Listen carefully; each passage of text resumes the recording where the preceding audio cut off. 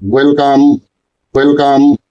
এখন যেটা শেখানো হবে সেটা হচ্ছে যারা স্পোকেন ইংলিশের প্রতি আগ্রহী, স্পোকেন ইংলিশ শিখতে চাই, ইন্টারেস্টেড স্পোকেন ইংলিশ বলার জন্য বা শেখার জন্য, তাদের জন্য এই প্রসিডিওরটা শেখানো হচ্ছে। মনে করো এখান থেকে যদি তোমরা শুরু করো তাহলে তোমাদের স্পোকেন ইংলিশের জার্নিটা এখন থেকেই শুরু হবে।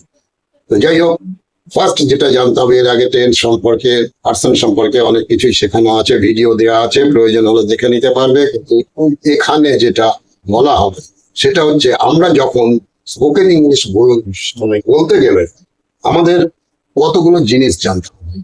ইচ্ছা করলাম আর স্পোকেন ইংলিশ শিখে যাওয়া যায় না। স্পোকেন ইংলিশ শিখতে গেলে পারে আগে কিছু প্রসিডিওর, কিছু রুলস জানতে হবে। আর একদম বেসিক যে জিনিসগুলো সেগুলো জানা থাকতে হবে। যেমন বেসিকের মধ্যে পড়ছে ভার্বের ফর্ম। তো মোস্ট অফ দ্য স্টুডেন্টস এবং মোস্ট অফ দ্য লিসনার, তোমরা সবাই ভার্বের ফর্ম সম্পর্কে মোর অর লেস জানো। তো ভার্বের ফর্ম গুলো জানতে হবে, টেন্স গুলোর নাম জানতে হবে, আর পার্সন গুলো চিনতে হবে।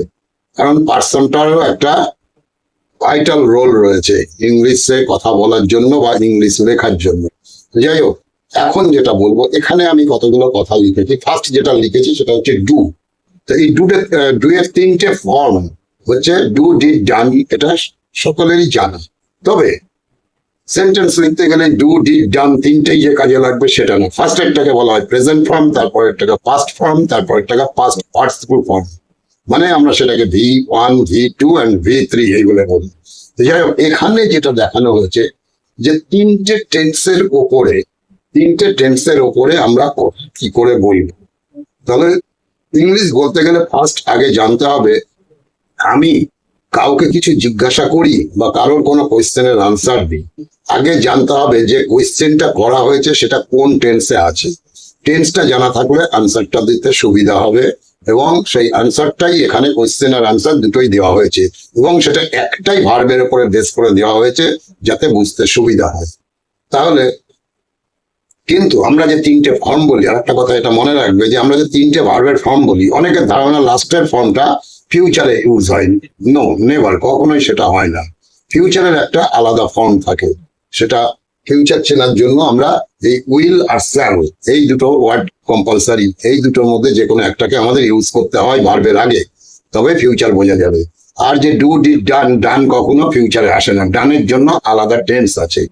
তাহলে আমি ডু দিয়ে ফার্স্ট কোয়েশ্চেন করাতে হচ্ছে। কাউকে যদি তুমি কোনো কোয়েশ্চেন করতে চাও, বা যে কেউ কারোর কাছে কোনো একটা কোয়েশ্চেন করবে, তাহলে সাপোজ আমি ধরে নিলাম খুব ইজি একটা সেন্টেন্স এখানে আমি লিখেছি।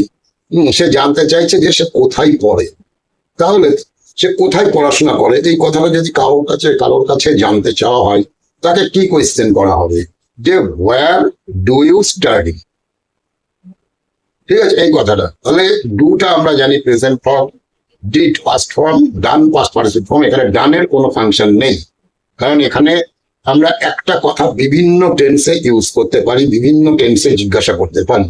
যেমন আমি ফার্স্ট যেটা জিজ্ঞেস করছি, তুমি কোথায় পড়ো বা কোথায় পড়াশোনা করো, এটা পরিষ্কার বোঝা যাচ্ছে আমরা সিম্পল প্রেজেন্টে কোয়েশ্চেনটা করেছি। আচ্ছা, তাই আমি এখানটায় লিখেছি হোয়ার ডু ইউ স্টাডি। এটা এরকম কোয়েশ্চেন যে কোনো কাউকে করলেই সে বুঝতে পারবে যে প্রেজেন্টে আমি কোয়েশ্চেন করেছি, তখন সে প্রেজেন্ট টেন্সেই আনসারটা দেবে। আনসারটা কিভাবে দেবে সেটা পরে বলছি। হোয়ার ডু ইউ স্টাডি, এটা যদি সরাসরি ও সামনে আছে তাই আমি ওকে ইউ বলে ইউজ করলাম। এবার যদি সামনে যে আছে তার কাছে আমি অন্য আরেকজনের কথা জিজ্ঞাসা করি, তাহলে সেটা হয়ে যাবে হি। তখন একটু চেঞ্জেস আসবে। কি চেঞ্জেস আসবে সেটাও এখানে দেখানো আছে। ধরে নিলাম আমি যে সামনে আছে ওকেই জিজ্ঞাসা করছি না, ওর কাছে জিজ্ঞাসা করছি যে ও কোথায় পড়ে। মানে তাকে আমি চিনি, এরকম একটা ও চেনে, এটা বললে সে হি বললে সে বুঝে যাবে। বা আমি নাম বলেও বলতে পারতাম, কিন্তু নাম বলি আর হি বলি, তখন কি হবে, এই দুটা ডাজ হয়ে যাবে। তখন বলবো হোয়ার ডাজ হি স্টাডি।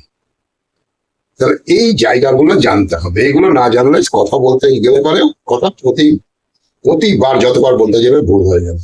তাহলে এই এর জায়গায় যদি অন্য যে কেউ থার্ড পার্সন হয় বা সিঙ্গুলার নাম্বার একা হতে হবে, তাহলেই সেটা সি হতে পারে, সে নাম হতে পারে। হ্যাঁ, বা কোনো ছোট ছেলে হতে পারে, বড় লোক হতে পারে, যে কোনো কেউ হতে পারে। সেটা যদি একজন হয় তখনই ডাজ হয়ে যাবে। তখন আমি কোয়েশ্চেন করবো হোয়ার ডাজ হি স্টাডি। আর যদি সরাসরি সামনে যে আছে তাকে যদি ডাইরেক্টলি আমি জিজ্ঞেস করতে যাই তাহলে হোয়ার ডু ইউ স্টাডি। এইভাবে আমাকে কথা বলতে হবে। এবার আমি যে পড়ার বিষয় জিজ্ঞেস করবো না, তুমি কোথায় থাকো আমি জিজ্ঞেস করবো, তখন আমি জিজ্ঞাসা করবো হোয়ার ডু ইউ স্টে। ঠিক আছে? বা তুমি কোথায় যাও যদি বলি হোয়ার ডু ইউ গো। এইভাবে যে কোনো ভার্ব বসাবে প্রেজেন্ট। যদি মনে করি আমি সিম্পল প্রেজেন্টে কোয়েশ্চেনটা করছি, আমাকে দুটাকে ইউজ করতেই হবে কম্পালসারি। ঠিক এই কথাটাকে আমি মনে করলাম যে আমার পাস্ট টেন্সে জিজ্ঞাসা করবো। আজ ও মানে কোথায় পড়ে জানার দরকার নেই, কোথায় পড়েছিল সেটা জানার দরকার। এখন সে পড়াশোনা করছে না, কোথায় পড়েছিল আগে। তখন আমার এইভাবে কোয়েশ্চেন করতে হবে হোয়ার ডিড ইউ স্টাডি। তুমি কোথায় পড়েছিলে। আচ্ছা, তাহলে চলো দেখো সমস্ত কিছু একই থাকলো, খালি ভার্বের জায়গাটা চেঞ্জ হয়ে গেল। তাহলে আমাকে যদি প্রেজেন্ট থেকে পাস্টে কোয়েশ্চেনটা নিয়ে যেতে হয়, আর পাস্টে যদি আমি সে কি করেছিল, কোনো কাজ কোথায় করেছিল এটা যদি জানতে চাই, তাহলে আমাকে সেই জায়গাটায় ডিড ব্যবহার করতে হবে। এখন এখানে কোয়েশ্চেন গুলো দেওয়া হয়েছে তিনটে টেন্সের উপরে, মানে একটাই কথা তিন ভাবে আমরা কিভাবে জিজ্ঞাসা করতে পারি। তাহলে হোয়ার ডু ইউ স্টাডি, এটা চলে যাবে যদি আমরা কোথায় পড়ো, মানে ও এখন হচ্ছে ওই কাজটা চলছে, তখন হোয়ার ডু ইউ স্টাডি। আর হোয়ার ডিড ইউ স্টাডি, কোথায় পড়েছিলে। আবার যদি জিজ্ঞেস করি তুমি কোথায় পড়বে, বা কেউ এখন না কোনো স্কুলে পড়ছে একটা জায়গায়, ফিউচারে কোথায় পড়বে, এইভাবে যদি জিজ্ঞেস করতে হয় তখন আমাকে ইউজ করতে হবে হোয়ার উইল ইউ স্টাডি, তুমি কোথায় পড়বে। তাহলে আগে এটা জানতে হবে যে একটা কথাকেই আমাদের তিন রকম ভাবে জানতে হবে, তিনটে টেন্সে। এগুলো আরো অন্যান্য টেন্স টোটাল 12 টাইপ, 12 রকমের টেন্স আছে। তার মধ্যে আমাদের সব কিছুই জানতে হবে। আর 12টা টেন্স সম্পর্কে ভালো ওটা কনসেপ্ট থাকতে হবে। এছাড়াও প্যাসিভ ভয়েস আছে, সেখানেও অনেক কথা হয়, সেটা ভয়েস পরে অনেক পরে আসবে। আগে এগুলো কমপ্লিট করা মানেই 70% এখান থেকেই শিখে যাওয়া যাবে। তাহলে লাস্টে হোয়ার উইল ইউ স্টাডি, তুমি কোথায় পড়বে। এই যে একটা কথাকে তিন রকম ভাবে জিজ্ঞাসা করা, এইটা আগে শেখার দরকার। এইখানে বারবার এই ভার্বটা বাকি সব এক থাকবে, খালি ভার্বটা চেঞ্জ হয়ে যাবে আর মিনিংটা চেঞ্জ হয়ে যাবে। খালি মানে কি করতো, কোথায় তুমি কোথায় যাও, তাহলে হোয়ার ডু ইউ গো। কোথায় গেছিলে, হোয়ার ডিড ইউ গো। কোথায় যাবে, হোয়ার উইল ইউ গো।